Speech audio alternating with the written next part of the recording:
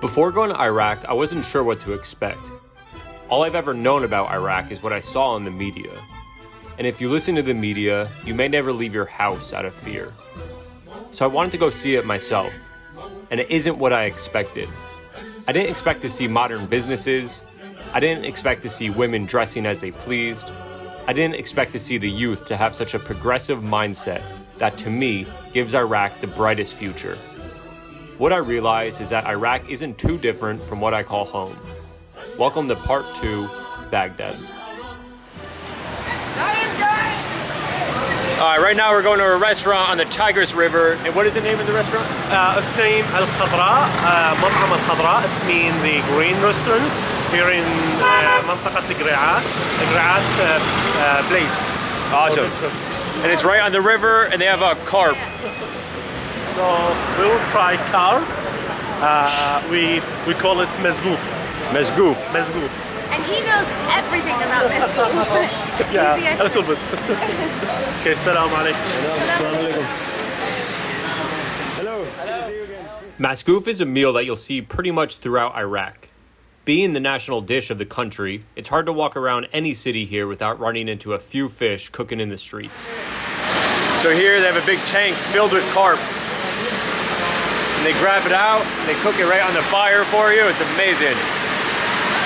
It smells so good. You guys see the size of these carp.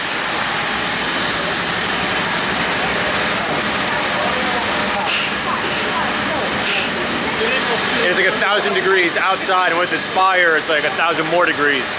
So I'm burning over here. But I love it. It's worth it. It smells amazing. All right, so over here we got the pool of fish. I feel bad choosing a fish because they're going to take it out and hit it over the head with a bat.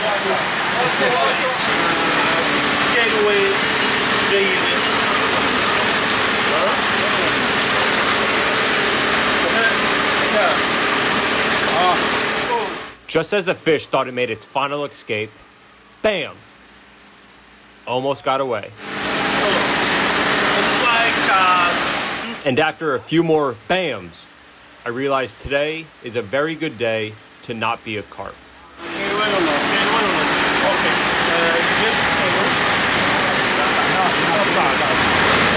Brutal to watch that, brutal. That fish did not want to go. But that's the way you do it. You grab the fish, he clobbers it, and he slices it open. See if I can get it.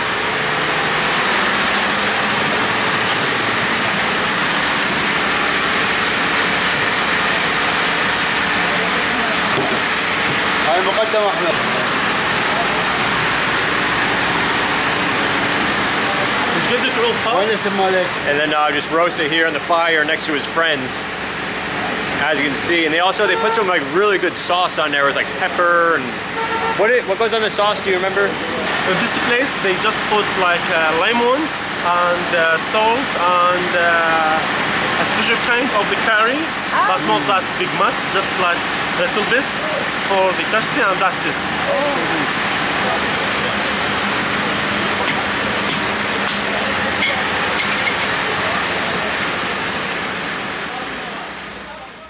And here's one of my favorite parts, the amazing bread cooking in the hot oven.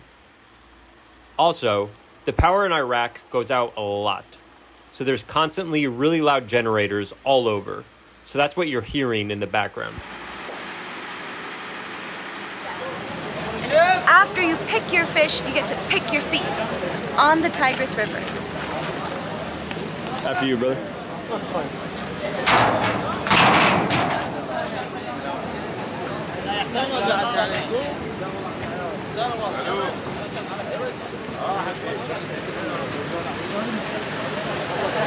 So now we sit down, shaking the camera. It breaks things. So we sit down, it takes about like 30 minutes or so for the fish to cook to perfection. But in the meantime, you get some nargala, you hit the hookah. Nargila. I'm still learning. Nargila? I'm learning it, yeah. Nargila, yes. And it's so relaxing. Everyone, it's just friendly faces all around us. And you wouldn't believe it's a little bit of a cooler night here. Yeah, actually, it feels good. It's not hot. It's really nice. Especially next to that fire where the poor fish was cooking. It feels very good here. So we are here with a very special person. His name is Azhar, and he is a producer, a journalist, an artist, a poet, a Renaissance man, and he knows everything about. And an all-around good guy, too. And an all-around Thank you wonderful so much. person. Thank yes. you so much. I'm so happy that you are talking together and we will eat Masgouf together. And even we don't, talked before, we just met like A few hours. accidentally, Yeah. so a few hours ago.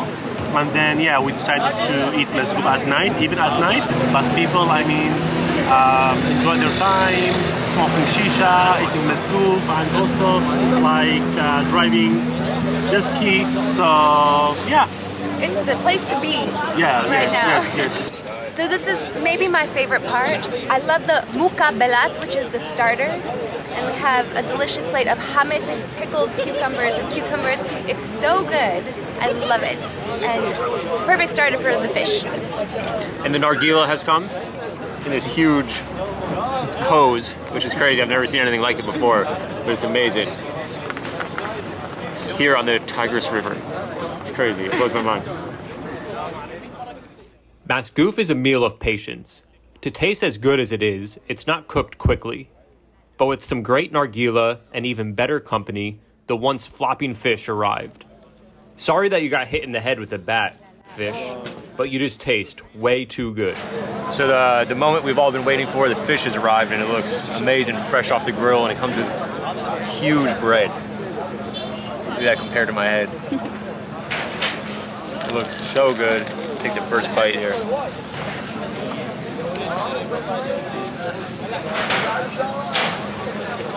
Look at that. Yeah, it looks amazing.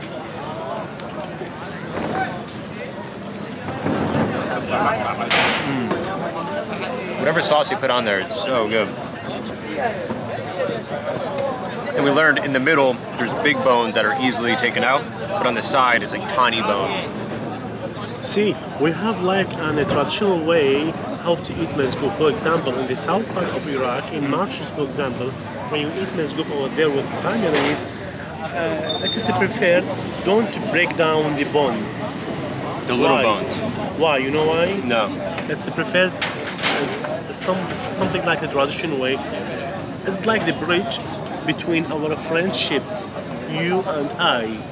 If you break the bone, that means you break down the trust and the friendship. The bridge between the friendship. You and me.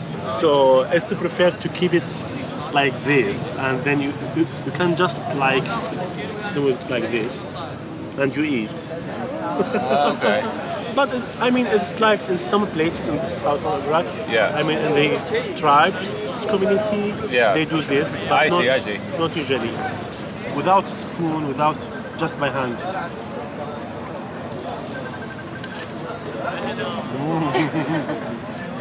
You have to say, because it's so delicious.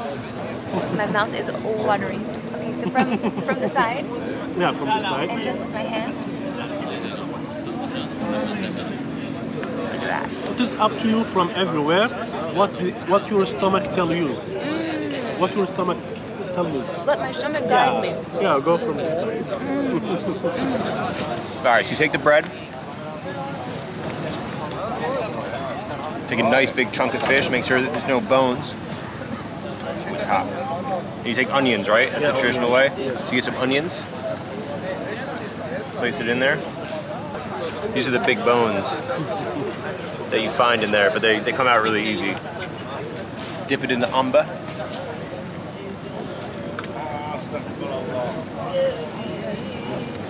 Look at that, it's like a little burrito of fish.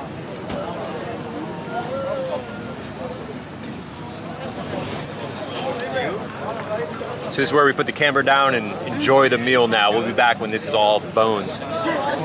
Okay, so as an Iraqi person, after eating Masgouf or any heavy meal, it's like this one, you have to drink an Iraqi tea, and this way, it's so hot, and it's summer. It's about 50 centigrades. I mean, yeah, 50 at noon. But yeah, it's like a must. You have to try it. So as promised, there would be nothing but bones left. This is all we got. So we'll finish the night off with some shisha and some chai, and just take in all the views for one of our first nights here in Iraq. It's already been amazing. We have many more nights to go, so I'm looking forward to the rest of it. That's how you travel Iraq. With a stomach full of Masgouf, we called it a night. And the next morning, we were on our way to check out some recent history. Taking the first tuk-tuk here in Baghdad. I love taking these. Especially. You want to be on camera? هاي أمريكا عاش أمريكا عاش أمريكا عاش إيران.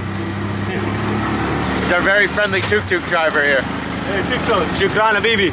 أبو حياتي.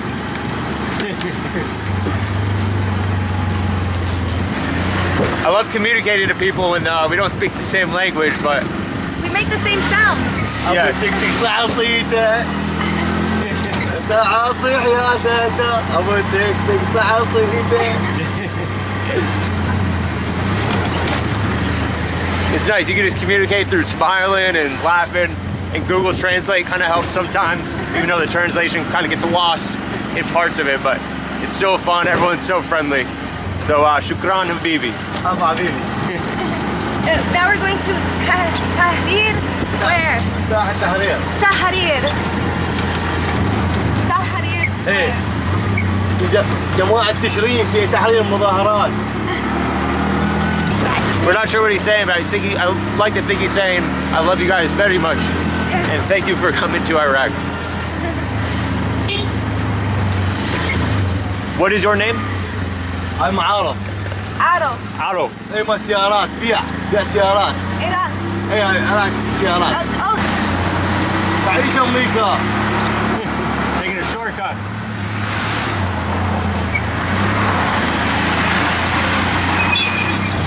That's why I love taking tuk-tuks. You get to go up the wrong way on the highways. Taking shortcuts.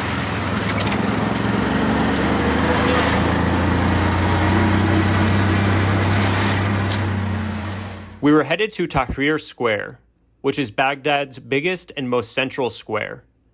It was the epicenter of the Iraqi protests that began in October of 2019. People of Iraq were protesting corruption, unemployment, and inefficient public services, among many other things. The protest resulted in police brutality, arrests, and worst of all, many, many deaths. Since the protests, tuk-tuk drivers have been hailed as heroes for evacuating injured people and delivering supplies free of charge since cars couldn't fit through barricades.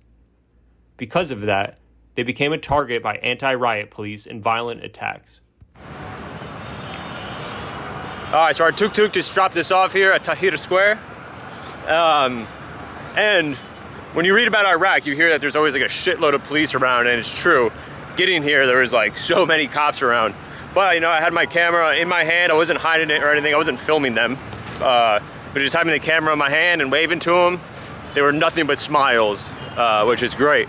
So I just want to say that to other people. For if anyone that comes here and is scared of how much police will be here, just a smile goes a long way. Camera in hand, they don't even mind. Just really nice people all around. And as always, it's hot as hell. And truly, the only thing to be worried about is the heat. But what's really nice is everyone that sees you, they think you're crazy because of the heat, but everyone gives you cold, ice cold water. They're always handing it out, which is such a nice gesture. So be careful with the heat. Yeah, even our tuk-tuk driver just offered us the last quarter of his water bottle, which is very nice of him. We almost said yes because there was a whole thing of ice inside the bottle of water. It's so good. But we respectfully declined his offer, but it was very nice of him. Very nice offer. And it's not always hot here. It's just the time we chose to come, and we knew that coming into it. But we decided to bear the elements. But yeah, we're just walking up here on Tahrir Square. There's a lot of graffiti and stuff around. It's pretty cool. And also, as a Westerner, a girl doesn't have to wear a hijab or cover her head at all. It's not required at all. Everyone understands. But it's actually a really great way to protect yourself from the sun, which is why I'm using it, because it actually really helps shield. It keeps you a little bit cooler in the sun.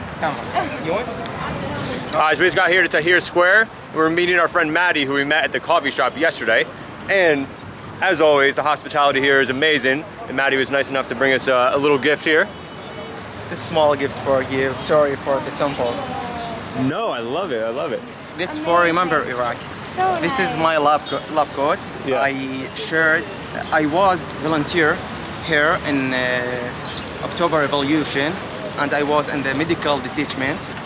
Wow, Okay. And I helped the injured people. Wow. Yes, by this lab coat. Wow. This mean a lot of me. So I will give you. Are you sure? Yes. Oh, that's Simple gift. such a... Too kind. Lab coat. Thank you. This Too is very kind. special. My pleasure. This is very... Thank you. You guys are way too kind. Volunteers played a huge part during the protests. From providing entertainment to distributing free food, offering free haircuts, medical volunteers like Maddie helping with all the injuries, and of course, handing out chai to the people. Alright, so we're walking around, we're trying to find a good spot to film, to cover what happened here. As I said, there's a heavy police presence, but we were just talking to a bunch of them. They're like extremely nice, and they just told us where we're allowed to film. We were gonna go film in the building behind me here. I'm not sure if you can see it, it's so bright.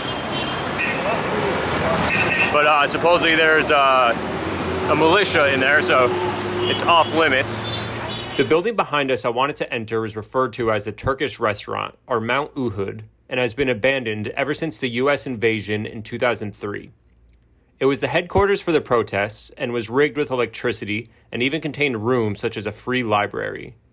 Upon entry, everyone would be frisked, then given tasks such as cleaning or cooking, and police were banned from entering. So we're just moving positions. We'll ask more police if it's okay to film. I wish I can get the police encounters on film. I'm just a little too nervous to film it. I don't think it's a good idea because they really are very nice, friendly people. Woo, it's hot. All right, so we're standing here at Tahrir Square with Yamo and Maddie, who we met yesterday at the coffee shop. So here I can see there's like a lot of spray paint. I know there was like some kind of protest that happened here a year ago. What was it for? Like, what started it? What was the outcome? Corruption. Corruption? Corruption. I mean, corruption. We have not electricity. We have not water. Yeah. You know, we have not any work, any job. Freedom. Homeless, a lot of.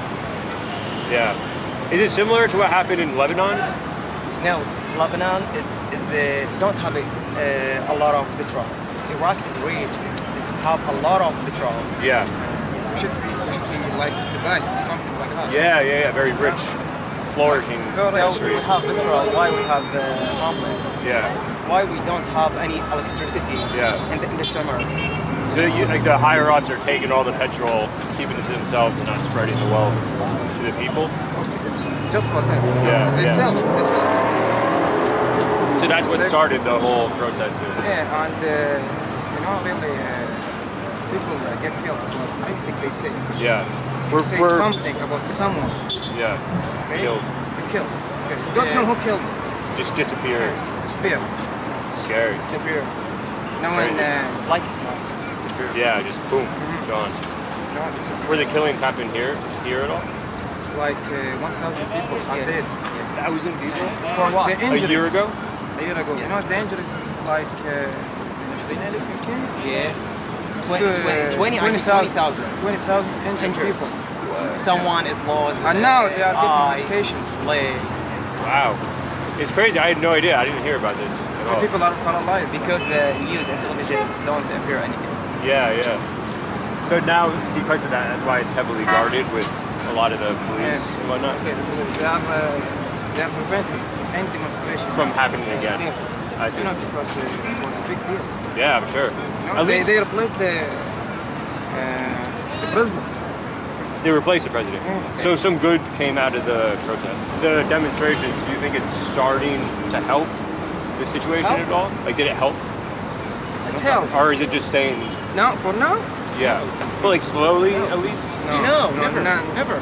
Not at all. Yeah, Bad. That's More bad. yeah. So do you think They don't care. They don't care if we kill. yeah, If we're all dead. They don't care. yeah. They have money. They have money. So do you think the young generation here has hope Yes. for Iraq? Allah. So there is hope at least. There's- That's most of course important. there's hope. Okay. Because without hope, nothing's going to change. Of course. But if nothing's changing, at least they have hope. Yeah. What's the most promising thing you see for your future? The generation, okay? The next generation. We hope. Yeah. We hope it's a good generation.